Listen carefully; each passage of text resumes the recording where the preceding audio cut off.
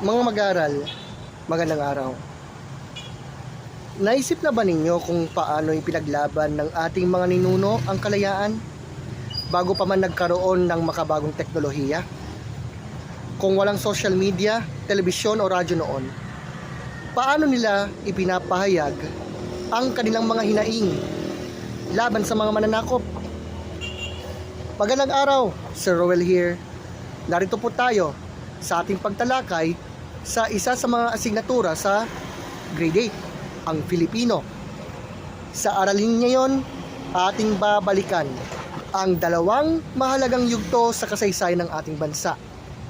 Panahon ng propaganda, panahon ng himagsikan. Ito ang mga panahong nagmulat sa kamalayan ng mga Pilipino at nagbigay daan sa ating pakikibaka para sa kalayaan. Halina at ating itong pag-usapan.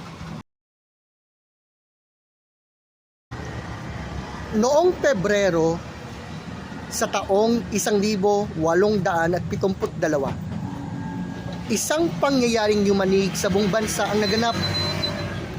Ang tatlong paring Pilipino na sina Mariano Gomez, Jose Burgos at Jacinto Zamora ay binitay ng pamahalaang Espanyol dahil sa pagkakadawit sa pag-alsa o rebelyon sa Cavite. Ang kanilang kamatayan ay nagbunsod ng mas matinding damdaming makabayan sa puso ng mga Pilipino. Mula rito, umusbong ang kilusang propaganda. Kilusang propaganda po yan, ha? Hindi sila gumamit ng dahas o armas. Sa halip, ginamit nila ang mas makapangyarihang sandata. Alam nyo ba kung ano? Walang iba kundi ang panulat, ang pluma.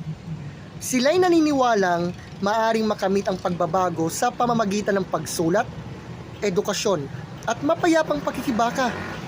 Ang kanilang layunin ay magkaroon ng pantay na pagtingin sa mga Pilipino at Espanyol, magkaroon ng kinatawan sa Kortes ng Espanya at mabigyan ng kalayaan sa pamamahayag at pananalita.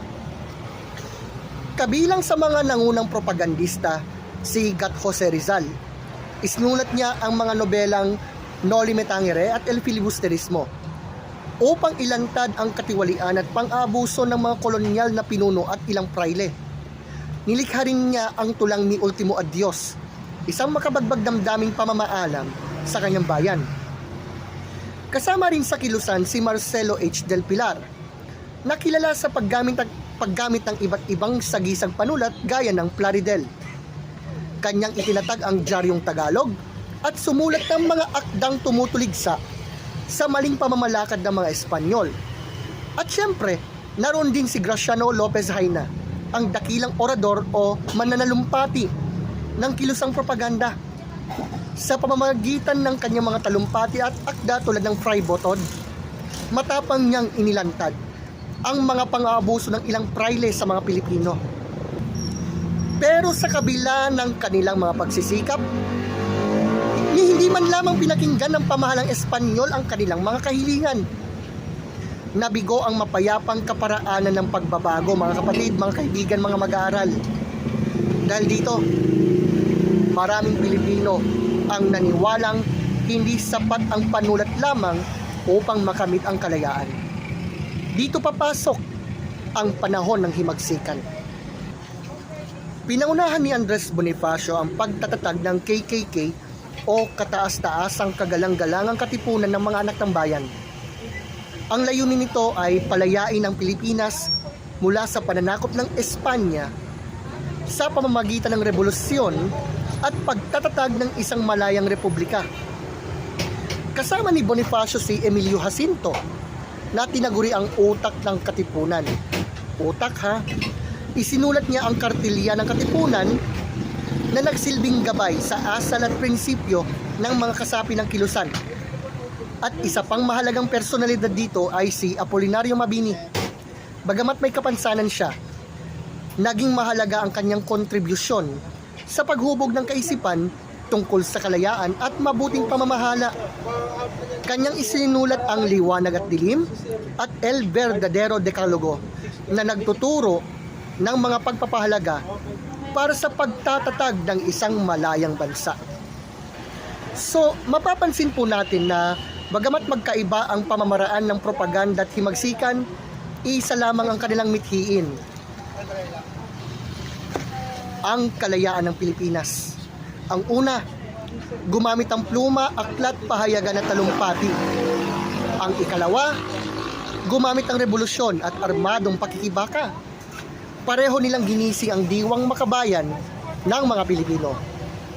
At hanggang sa ngayon, mahalaga pa rin na pag-aralan mahalaga pa rin ang pag-aaral ng mga panitikan mula sa mga panahong ito. Ang mga akda ni Rizal, Del Pilar, Lopez Haina, Bonifacio, Jacinto at Mabini ay nagpapaalala po sa atin ng mga sakripisyong ginawa ng ating mga ninuno. Itinuturo rin nito ang kahalagahan ng pagkakapantay-pantay, katarungan at syempre, pagmamahal sa bayan. Bilang pagtatapos, pakatandaan natin, ang panitikan ay hindi lamang koleksyon ng mga salita. Ito'y kasaysayan, damdamin at tinig ng isang bansa. Sa pamamagitan ng panitikan, na ipapahayag ng ating mga ninuno ang kanilang mga pangarap para sa isang malaya at makatarungang lipunan. At katulad nila, maaari rin po nating gamitin ang ating mga pananalita, kaalaman at talino upang makapagbigay ng positibong pagbabago sa ating bansa. Tunay ngang ang pluma at panitikan ay naging makapangyarihang sandata sa paghubog ng kalayaan ng sambayanang Pilipino.